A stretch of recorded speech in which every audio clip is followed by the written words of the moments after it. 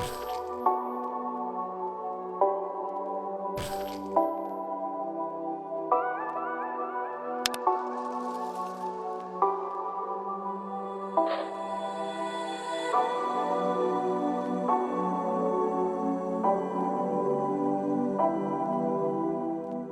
and welcome. This is M from Narcissistic Abuse Rehab, and our topic for today is the Malignant Narcissist's Endgame. I chose this topic because since we talked about the Kellie Sutton story, we've been getting a lot of feedback about narcissistic abusers who've methodically and deliberately tried to drive their targets to suicide.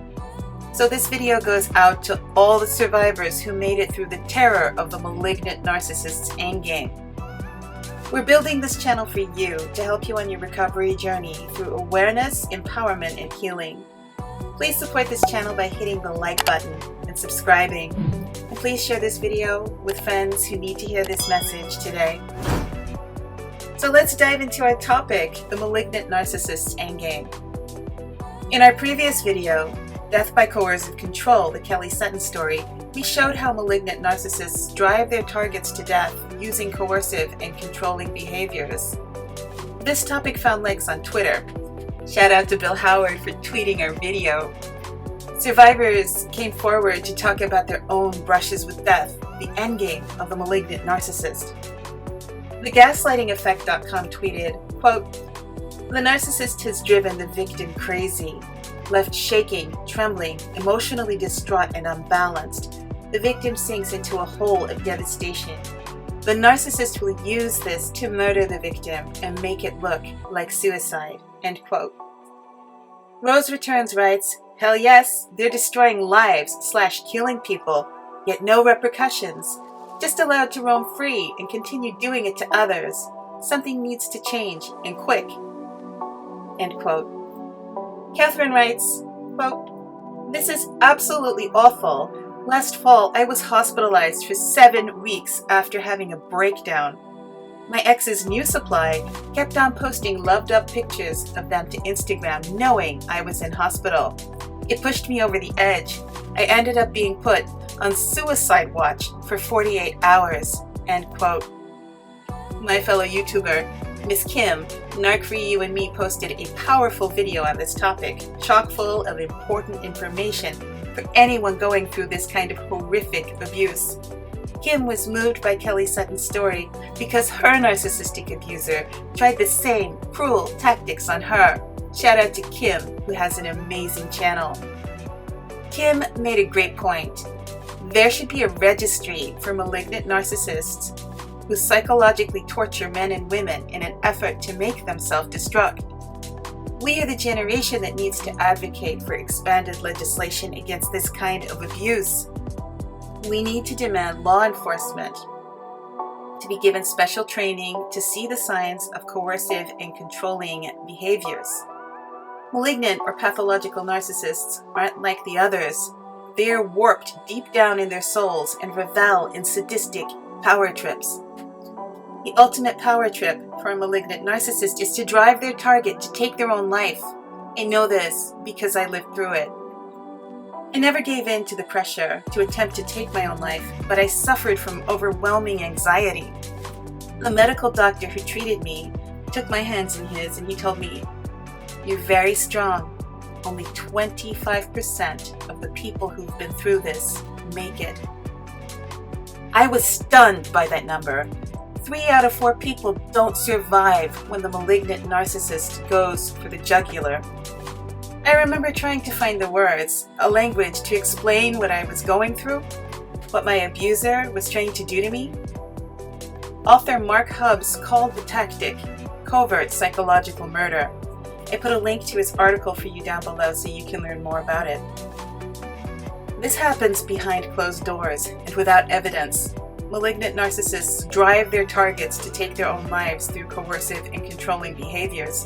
Check out my video, Biederman's Chart of Coercion, for more on this topic. Because there is no evidence and it happens behind closed doors, in these cases, the narcissist literally gets away with murder. Covert psychological murder can occur when a narcissist discovers that their target may tell the truth about who they are behind the mask. And another trigger for a malignant narcissist to attempt covert psychological murder is money. If they conned you out of money, they don't want you around to tell the story. That's what happened to me. They will destroy your reputation, and you'll lose about 70% of the people you thought of as friends and family. The malignant does this to silence your voice and to ostracize you. They want to get you alone so they can finish you off. My abuser systematically smeared me to every friend they knew I had. They went as far as to work this strategy on every member of my family and had their agents or flying monkeys contact my employer to smear me at my job. The flying monkeys were turning up at my place of work. It was beyond comprehension. I contacted the police, but the legislation wasn't broad enough to criminalize this kind of subtle, widespread harassment. The crazy-making part is that the malignant narcissist has done unspeakable things, yet they seem to get away with it all. Their agents, their flying monkeys, some consciously and others unconsciously, all enable the malignant narcissist's soul-destroying campaign of abuse. The malignant narcissist is certain that the combination of slander, fraud, harassment, isolation, distortion, and their seeming omnipotence will cause their target to commit suicide in order to escape. Their work is so subtle that it flies under the radar. The most painful part is that often the target sang the abuser's praises during the love bombing phase, and the target feels caught in a trap of their own making. The malignant narcissist has often conned their target out of their finances, their identity, and their support system.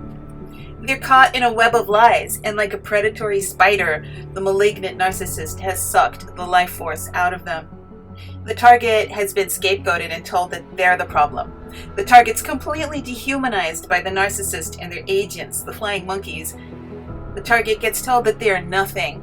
This can lead the target to act out in a desperate effort to find relief from the overwhelming anxiety and suffering. Some targets use drugs and alcohol. Others overeat. Oftentimes they develop chronic anxiety, panic disorder, chronic depression, or full-blown post-traumatic stress disorder. When a malignant narcissist is attempting to commit covert psychological murder, there is no off button for the abuse. They don't stop, and they never will until they achieve their desired outcome. The target may develop stress-related physical conditions that lead to their death. In other cases, the target will take their own life. This feeds the malignant narcissist's God complex. This process can happen in a short span of time, as in the case of Kellie Sutton, who died after 5 months of coercive and controlling behavior, or it can span over years, as in the case of 28-year-old Minnesota woman Jessica Haban, who was with her abuser for over a decade. Guys, pay attention, because Jessica Haban's case mirrors Kellie Sutton's in so many ways, and we see all of the same red flags. On December 17, 2015, Jessica Haban, a mother of 2, committed suicide after leaving an abusive 10-year relationship with her partner, Long Vang. Vang stalked her incessantly after she left, and like Kellie Sutton, Haban succumbed to suicide by coercive control. Vang was charged with 3rd-degree murder, 2nd-degree manslaughter, and a pattern of harassing conduct by the Olmsted County Attorney's Office in Minnesota. It said, quote, "The abuse was verbal, emotional, mental, and physical." In May 2015, Mr. Vang's physical abuse resulted in a traumatic brain injury to his partner. Jessica took her own life to escape the relationship. Olmsted County District Court Judge Deborah Jacobson dismissed the murder and manslaughter charges in November of 2016. However, Vang was found guilty of stalking and received a sentence of 6 years. Another instance of this kind of abuse was Michelle Carter, who drove her boyfriend, Conrad Roy III, to take his own life in 2016. She was convicted of encouraging him to commit suicide in 2019, and HBO made a documentary about this chilling case of covert psychological murder. I put a link to it down below.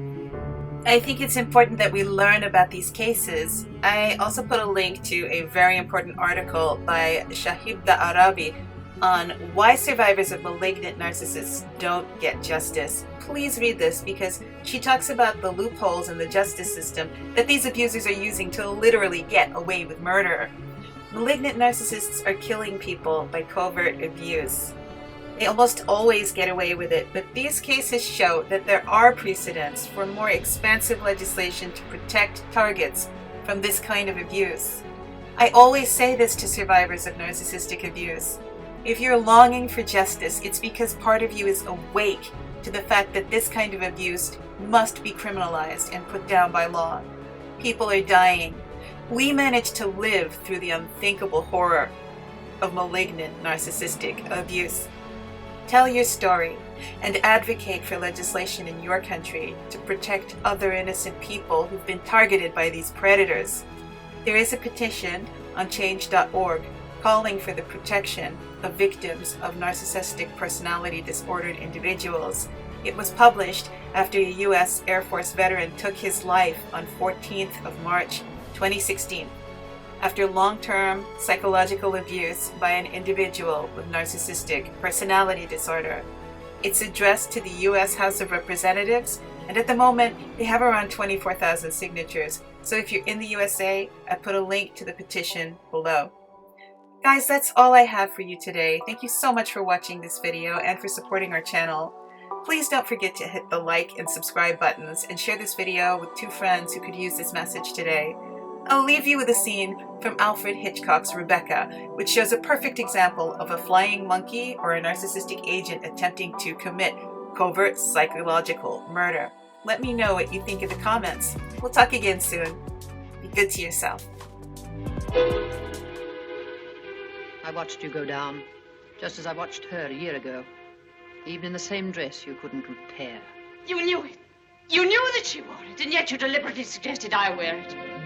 Why do you hate me? What have I done to you that you should ever hate me so? You tried to take her place. You let him marry you. I've seen his face, his eyes. They're the same as those first weeks after she died. I used to listen to him, walking up and down, all night long, night after night. Thinking of her, suffering torture because he'd lost her. I don't want to know. I don't want to know. You thought you could be Mrs. De Winter. Live in her house, walk in her steps, take the things that were hers, but she's too strong for you. You can't fight her. No one ever got the better of her. Never, never. She was beaten in the end, but it wasn't a man, it wasn't a woman. It was the sea. Oh, stop it, stop it, oh, stop it.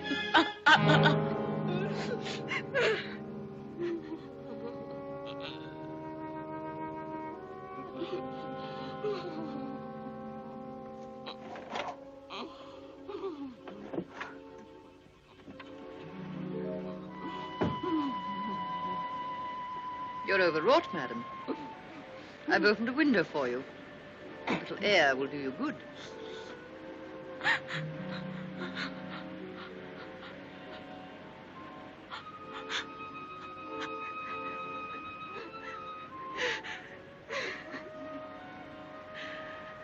Why don't you go? Why don't you leave Manderley? He doesn't need you. He's got his memories. He doesn't love you. He wants to be alone again with her. You've nothing to stay for. You've nothing to live for, really, have you? Look down there. It's easy, isn't it?